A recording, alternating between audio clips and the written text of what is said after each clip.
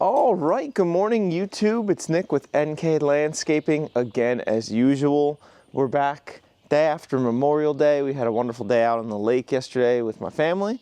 I don't know what Kurt did. I haven't talked to him yet. He just got here. But last week I did some bidding again on the auction website and I ended up winning something. This thing is down at Westchester Community College. That's actually the same place that we got our lathe from auction. So they're clearing out some of their labs and I was able to get what I think was a really good deal on one of the tools that they have down there. So all we need is the truck here. Should be good with just me and Kurt. We have our new hydraulic lift cart, so we'll load that thing up. We'll be able to load the truck with the tool that we bought, bring it home, and I'll get to show you what it is and how I think it's going to be super helpful here in the shop. So before we go, we're going to load up our hydraulic jack cart. So if you've watched any of my shop videos, you'll have seen this hydraulic jack cart. We use this thing a ton. This is a Harbor Freight 500-pound hydraulic jack cart. These are super handy. They have a little pedal here, and when you push on the pedal, it jacks up on the cart, and you squeeze this and they go down. This small jack cart we've had for years. It is super handy. I love it so much. I use it for everything. It just doesn't lift all the way up to the height of the tailgate of a pickup truck. We were just at a flea market. I saw this one sitting there and Kurt asked what he wanted for it. We ended up getting it for $180. These things retail for like $370, I think, at Harbor Freight. So we ended up picking it up. This is the 1,000-pound capacity hydraulic jack cart. Same thing, pedal and a lever. I believe this thing jacks up tall enough to get into a tailgate. Plus it's got a 1,000-pound capacity. So we will be bringing this to load our new purchase. All right, truck's on a bit of an incline, but that's pretty darn close. I think we can make up that gap. We're gonna get on the road about an hour and we'll see you over there. All right, guys, so we're back. It's actually quite a bit later in the day. We picked this thing up at 9 a.m. this morning at the college. Everything went smoothly. I actually talked to the, basically the shop teacher, I guess you would call him, for that shop and all the machinery tools there. So we actually bought, like I said, our lathe from Westchester Community College earlier or later last year or whatever it was. And that was all outside. We never got to see the lab. But this time we actually got to see the lab, and it's really cool to see that schools are still doing this machining stuff. So they had a bunch of manual machines, all brand new, because they replaced the lathe that we had, that we ended up purchasing from them, and a bunch of CNC stuff. So I was talking to the instructor a bit, and he was saying they have between 18 and 20 students per class, and I think 60-ish students total. And I think that's really cool. I think this just machining and all that stuff is fascinating, and it's really cool to see that kids are still into it. So let me show you what I got. Well, there it is. Do any of you know what this is? So this is a 2011 Knuth B180.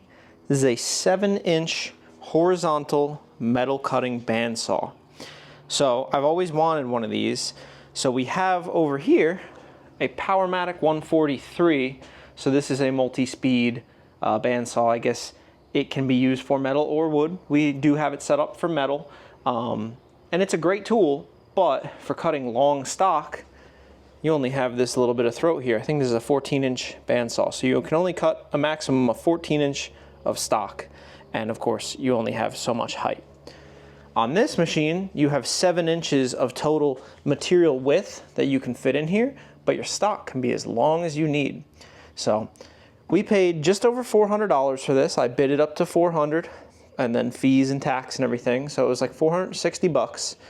And it does function. I tried it out when we got it home before we had to go to work. The only thing that's broken, so right here, this piece of cast would have normally mounted here, and then a spring would go from this bolt to this eyelet, and that would assist in lifting up the horizontal part of the bandsaw. So the way this works, this thing likes to roll, but that lifts up, and that spring would help you or assist you in lifting that.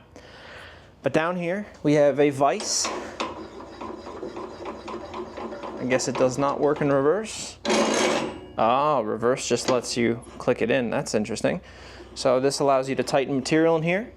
It is pivotable, so you can cut on an angle. You would change the angle here and here.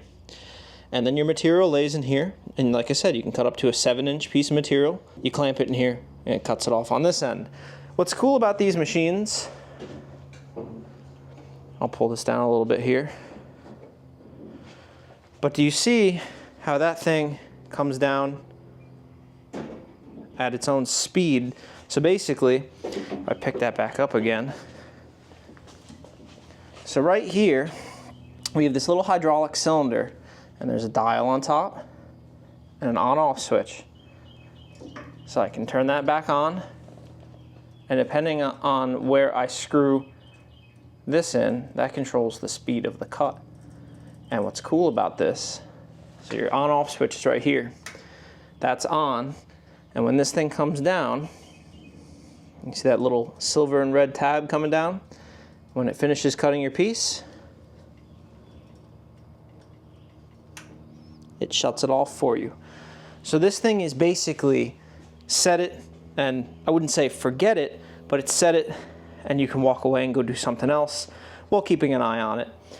This did at one point have a coolant pump. So there's a switch here, there's a filter down here, so the coolant would have fell down, and there would have been a pump and a chamber down here to hold the coolant, but that is missing. I believe what happened here, this thing is broken, and if you look, you see how that thing's kind of cocked? At some point somebody dropped this thing, and we have busted welds right here. And if you look over there, that wheel is off the ground, and this whole frame is twisted. So at some point, somebody knocked this thing over, and they busted the cast, the casting, and tweaked the whole thing. So at that point, I assume if there was a coolant pump, it may have been damaged, and they just did without it. You can use oil. You don't need coolant. The oil works just fine. So this is a 220 volt motor. It has currently been set up for 120. So it does have a 120 plug here on the end. It is vary speed. So that's accomplished under here by, this is also, somebody added that on because this must have broken at the same time. But in here we have a simple belt drive from the motor to the transmission. And yes, this does have a transmission here. So this is turning input horizontally to vertically to spin the bands down in here. Everything's adjustable, so you can adjust the rollers here. You really want those as close as you can to the part that you're cutting, or else you get deflection here. So the closer those are to your part, the more square this is going to cut. Not sure what this is. Looks like someone added it and someone put on whatever this is for. Came with the brush. Here's the spring for the other side, so we do have that. And overall, this thing's in really good shape. So that gives you all the information on the different RPM and the blade size. This is 1 to 2 horsepower. This thing, like I said, was made in 2011.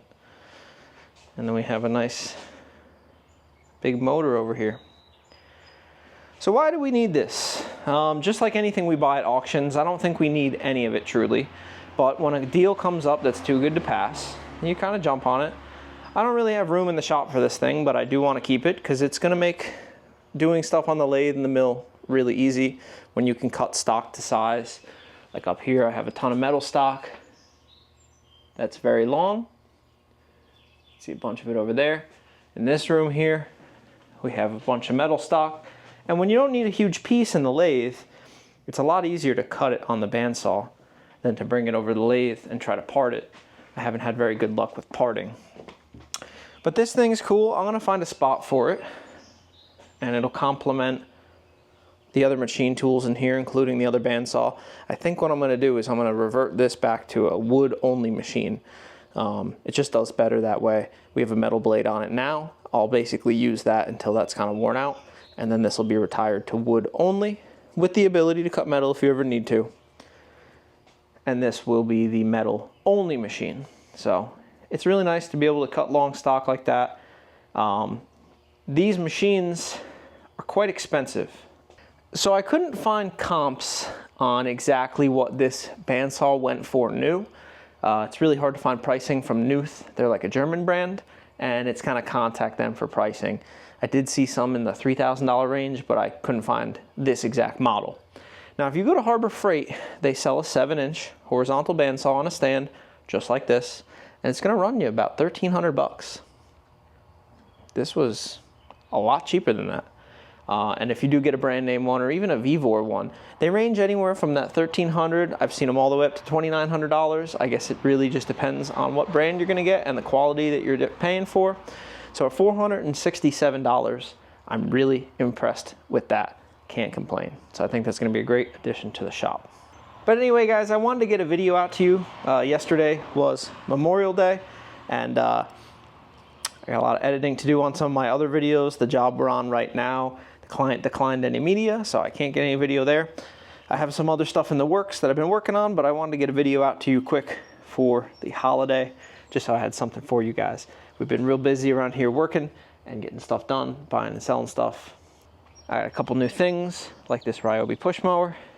I'm curious if you guys would be interested in a video on this. This is a 40-volt brushless self-propelled Ryobi push mower. I got that for doing all the trim around my house. So I'd love if you guys could drop a comment if you'd be interested in that. We also got a couple other battery tools that I think if you'd be interested in the Ryobi, you might be interested in that too. So please drop a comment, tell me if you would like that, do a little in-depth review on that stuff. But otherwise, I appreciate you guys watching and sticking around on this crazy journey of me buying and selling and doing all this work. I really appreciate it. So thanks, and I'll see you on the next one.